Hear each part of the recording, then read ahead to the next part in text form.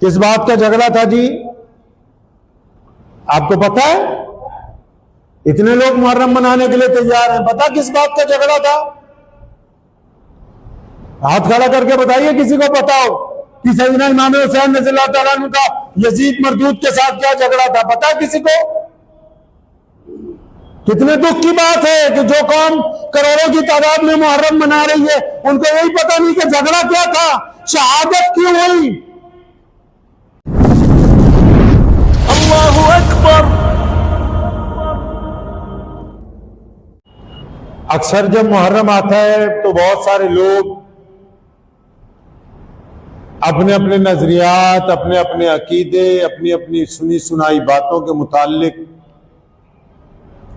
मुहर्रम मनाने की बात करते हैं। लेकिन मुहर्रम है क्या? यौम अशूरा का दिन क्या हुआ था करबला के मैदान? क्यों हुआ था? वजह क्या थी? क्या नौबत आई कि सैयदना इमाम हुसैन रज़ियल्लाहु तआला अन्हु मदीनातुल मुनव्वरा से चले और मैदान करबला में उनकी जंग जो है यजीदी फौजों के साथ हुई? उसका पसमंजर क्या है? उसके पीछे क्या बात है? अक्सर लोग ये तो जानते हैं कि मुहर्रम मनाया जाना चाहिए, लेकिन क्यों मनाया जाना चाहिए? क्या मुहर्रम सिर्फ एक वाकया है, एक किस्सा है जो सुनाया जाए, सुना जाए? क्या करबला का मैदान अहले बैत रसूल सल्लल्लाहु अलैहि वसल्लम की नौज़ुबिल्लाह कत्लगाह है? बहुत सारे लोग शोहदाए करबला के वाकयात सुनाते हैं और बहुत सारे मुकर्रिर उन वाकयात के दरमियान ये साबित करना चाहते हैं कि करबला के मैदान में सैयदना इमाम हुसैन रज़ियल्लाहु तआला अन्हु और उनकी जो भाई हैं, उनके जो भतीजे हैं, उनके जो फर्जंद हैं, उनके जो साथी हैं, उनके जो दोस्त हैं, उन पर जुल्म हुआ है और वो बेरहमी के साथ उनका कत्ल कर दिया गया। वे समझते हैं कि हम कौम को ये बताएं कि बहुत ही दर्दनाक वाक़या, लेकिन दर हकीकत ये नहीं है कि उन पर जुल्म हुआ। हकीकत ये है कि वो जालिम के खिलाफ खड़े हुए।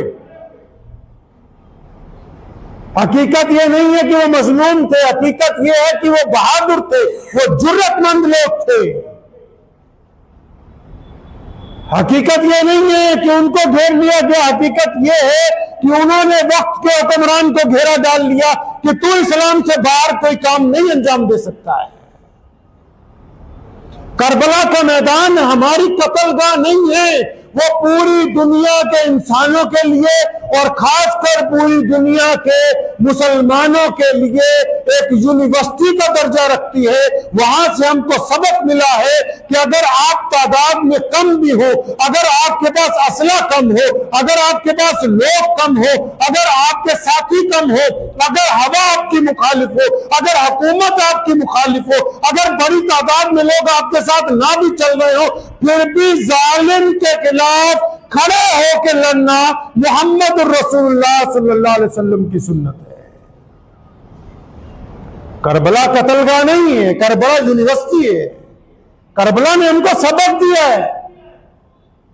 क़यामत तक आने वाले सिर्फ मुसलमानों को नहीं, उसने दुनिया की हर कौम को, हर नस्ल को, हर एक बच्चे को, हर जवान को, हर एक बूढ़े को, हर एक औरत को यह सबक दिया है कि तुमने जिंदगी में कभी घबराना नहीं है, कभी डरना नहीं है, कभी जालिम के आगे सर नहीं झुकाना है, कभी गलत बात को आप तस्लीम नहीं करेंगे। करबला ये सबक दे रही है। तभी तो इमाम हुसैन रज़ियल्लाहु तआला अन्हु के बारे में महात्मा गांधी कहते हैं कि जब मैंने अंग्रेज के खिलाफ तहरीक शुरू की तो मुल्क में लोग मेरे साथ नहीं थे, मैं चंद लोगों पर मुश्तमिल था, तो मेरे दिल में ख्याल आता था कि इतनी बड़ी ब्रिटिश एम्पायर को मैं किस तरह मुकाबला कर सकता हूं। तो एक मरतबा मैंने सैयदना इमाम हुसैन का वाकया पढ़ा, और जब मैंने ये पढ़ा कि 72 लोगों का काफिला कई हजार दुश्मन से टकरा गया, और सिर्फ इस बात पर कि हक हक है, जालिम जालिम है, तो कहते मेरा इस बात पर यकीन आ गया कि तादाद अहमियत नहीं रखती, हक पर चलने वालों का अकीदा अहमियत रखता है। सैयदना इमाम हुसैन रज़ियल्लाहु ताला अन्हु, लोग समझते हैं कि उनको हुकूमत चाहिए थी, नहीं, हुकूमत तो अहले बैत के कदमों में रही सारी जिंदगी। तारीख उठाएं, प्यारे मोहम्मद अलैहिस्सलाम की जिंदगी में भी सैयदना अबू बकर सिद्दीक रज़ियल्लाहु ताला अन्हु की खिलाफत में, सैयदना उमर बिन खत्ताब रज़ियल्लाहु ताला अन्हु की खिलाफत में, सैयदना उस्मान ज़ुन्नुरैन रज़ियल्लाहु ताला अन्हु की खिलाफत में, और सैयदना मौला अली रज़ियल्लाहु ताला अन्हु भी खलीफा बनने से पहले उस वक्त जो अशरा मुबश्शरा में सहाबा थे, उनको बोला कि मुझे खिलाफत नहीं चाहिए, तुमने लेनी तो ले लो, बन जाओ।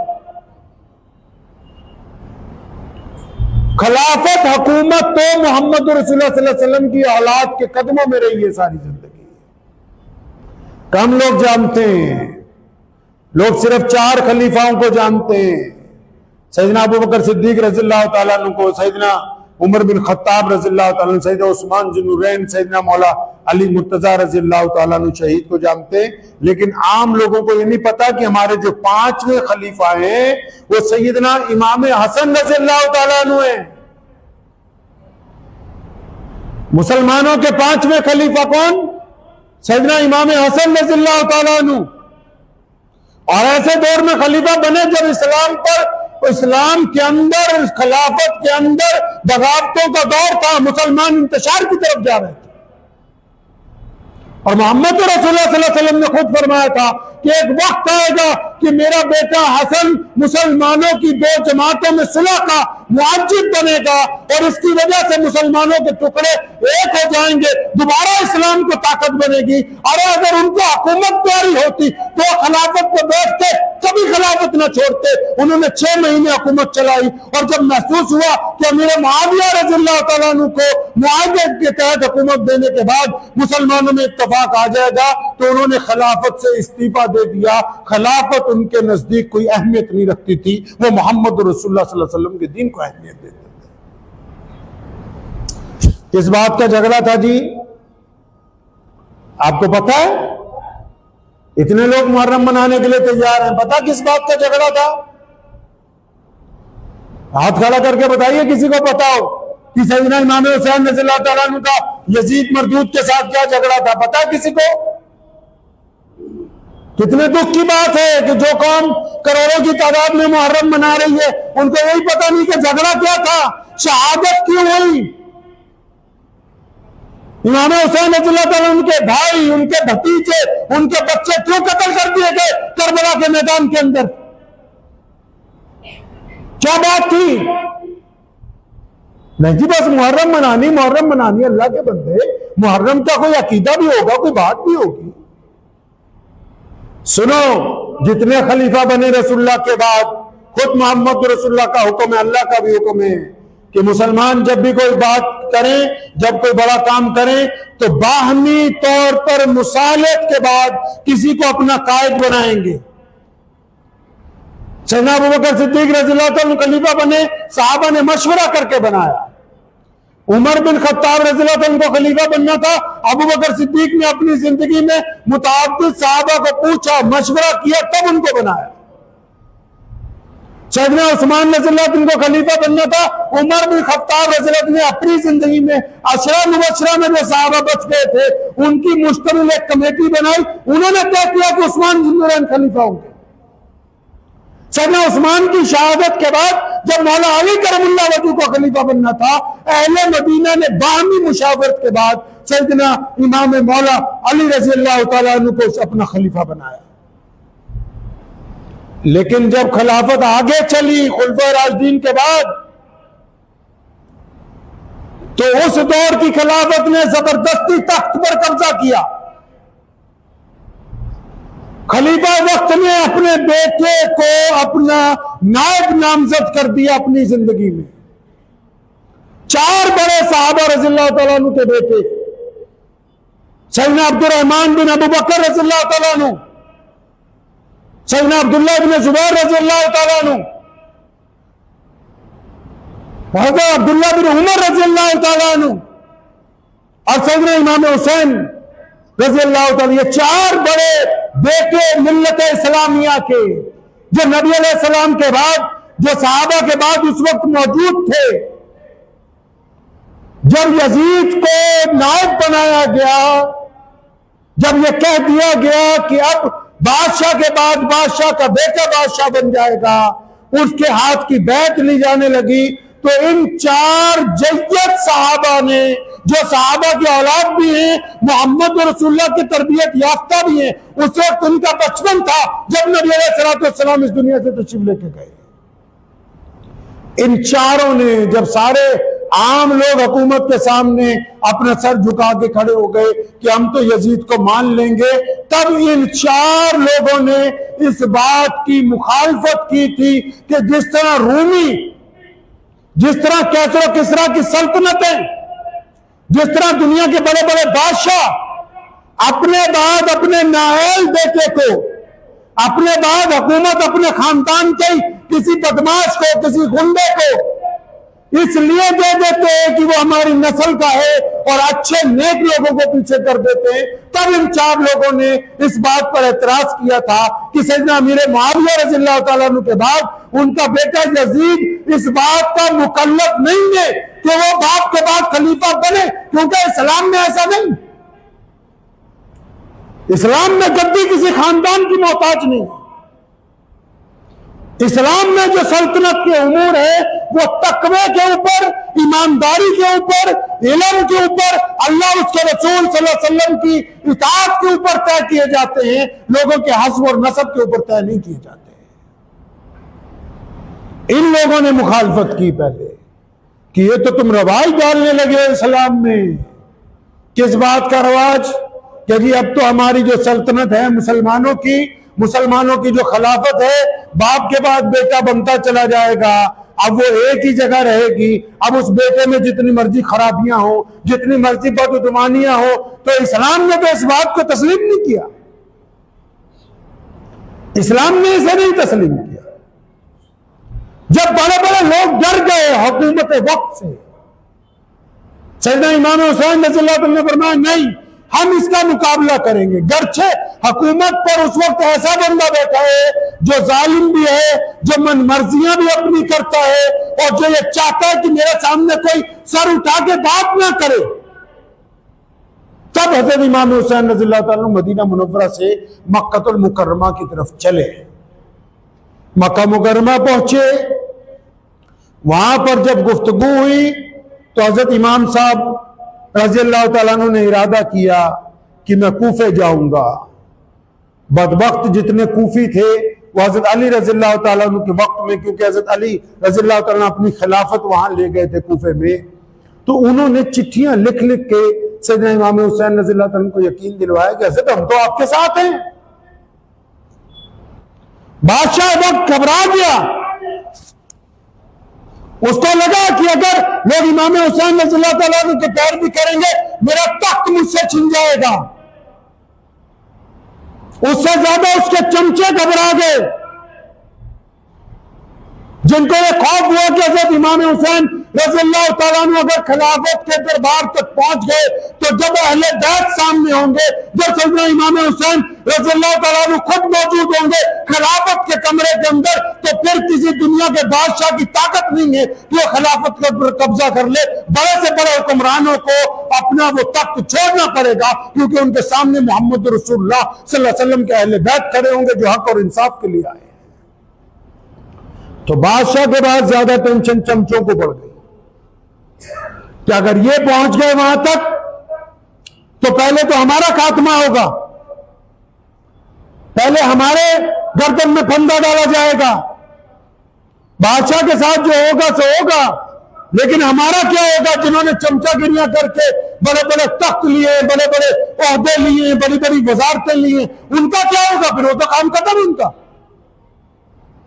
उन चमचों ने पूरी ताकत झोंक दी करबला के मैदान में सैयदना इमाम हुसैन रज़ियल्लाहु ताला अन्हु और उनके अहले बात को शहीद करने के लिए। आपको पता है हजरत इमाम हुसैन रज़ियल्लाहु ताला अन्हु की उम्र कितनी थी करबला के मैदान में? कुछ अंदाजा है आपको?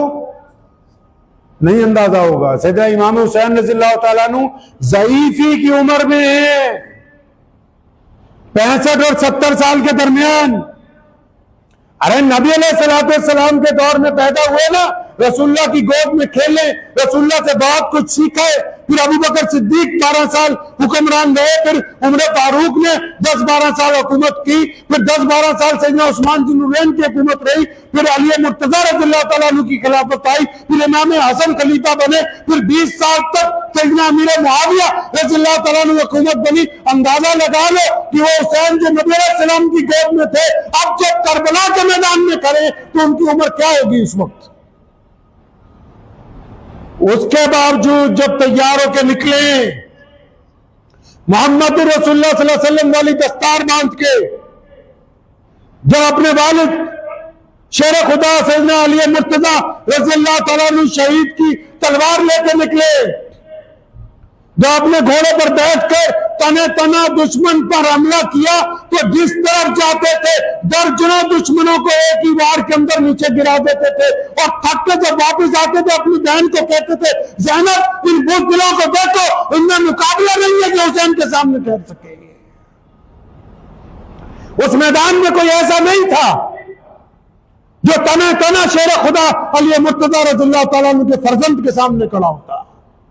बुज़दिलों ने उस वक्त इमाम साहब रज़ियल्लाहु ताला अन्हु पे हमला किया जिस वक्त आपने नमाज के लिए नियत बांधी, उस वक्त बुज़दिलों ने हमला किया, वरना इनमें ऐसा कौन सा जरूरतमंद है किसने माँ का दूध पी रखा है जो सैयदना इमाम हुसैन रज़ियल्लाहु ताला अन्हु के सामने टिक सकता है उस मैदान के अंदर। जो कुर्बानी दी है सैयदना इमाम हुसैन रज़ियल्लाहु ताला ने, क्या लफ्ज़ के जमीन फट गई थी उस दिन जब अपने भतीजे का जनाजा उठा के लाए अपने कंधे पर, अपने भाइयों का। जो लोग ये कहते हैं कि सैयदना इमाम हसन रज़ियल्लाहु ताला अन्हु, इमाम हुसैन रज़ियल्लाहु ताला अन्हु, मौला अली रज़ियल्लाहु ताला अन्हु, इनको नौज़ बिल्लाह हज़रत अबू बकर सिद्दीक से, हज़रत उमर से, हज़रत उस्मान से नौज़ बिल्लाह कोई बुग़्ज़ था?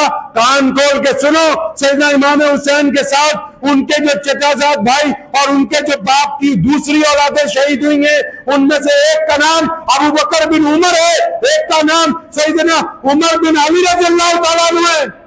एक अबू बकर बिन अली है, एक उमर बिन अली रज़ियल्लाहु ताला अन्हु है। और अली रज़ियल्लाहु ताला को इतना प्यार था अपने दोस्तों के साथ तो अपने बच्चों के नाम उनके नाम के ऊपर रखे उन्होंने, जिन्होंने शहादत हासिल की है वहां पर। और जिस वक्त अली असगर, अली अकबर शहीद हुए, उनका खून सैयदना इमाम हुसैन रज़ियल्लाहु ताला अन्हु के हाथों में है। बड़ी तारीखी बात एक उन्होंने कही थी, उन्होंने कहा कि अगर इब्राहिम खलीलुल्लाह आज मौजूद होते, अल्लाह के नबी जिनकी याद में हम ईद कुर्बान मनाते हैं, जिन्होंने अपने बेटे पर गले पर छुरी फेरने की तैयारी कर ली थी, फरमाते हैं कि अगर इब्राहिम अलैहिस्सलाम आज मौजूद होते तो मैं उनको दिखाता कि आप जब अपने बच्चे की गर्दन पर छुरी चलाने लगे थे ना, आपने आंखों पर पट्टी बांध ली थी, गोया मेरा हाथ ना लरस जाए। लेकिन आज देखो, इधर देखो सैयदना अली मुर्तज़ा के फर्जंद की हालत, इधर देखो मोहम्मद रसूलुल्लाह के नवासे को सैयदना इमाम हुसैन को अपने सामने अपने बच्चों की शहादत, अपने बच्चों के जनाजे अपने कंधे पर उठा के लाए। फरमाते अगर हज़रत इब्राहिम अलैहिस्सलाम जिंदा होते तो मैं उनको कहता कि ये देखें, ये अल्लाह के दोस्त ये देखें कि मैंने अपने बच्चों को अपने सामने अल्लाह ताला के हुजूर कुर्बानी के लिए पेश किया है। कहा उन्होंने दुआ में अल्लाह से अपने बच्चों का खून अपने हाथों में लेके दुआ के दरमियान कहा कि अल्लाह क्या तू अब राजी है हमसे? ये अल्लाह का निजाम था कि उन्होंने करबला के मैदान में क़यामत तक आने वाले लोगों के लिए, मुसलमानों के लिए एक तरबियत, एक सबक देकर जाना था। वरना कायनात में कोई ऐसी ताकत नहीं है जो मोहम्मद रसूलुल्लाह सल्लल्लाहु अलैहि वसल्लम के अहले बैत के ऊपर हावी हो सकती है। करबला क्या है?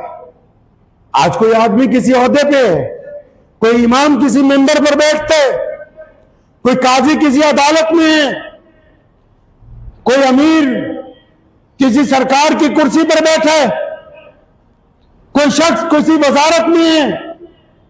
क्या करबला? जो भी आदमी जिस इख्तिदार की कुर्सी के ऊपर बैठा हुआ है, चाहे वो छोटी है चाहे वो वक्त के लिहाज से बड़ी है, करबला का मैदान उसको ये पैगाम देता है कि अब वक्त के हुक्मरानों के सामने उनके जुल्म के हुक्म में हाँ में हाँ मत मिलाना।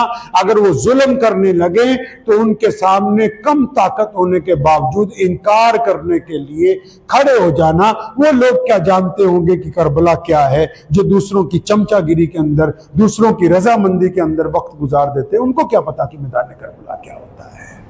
मुझे उम्मीद है कि आपको ये वीडियो पसंद आई होगी।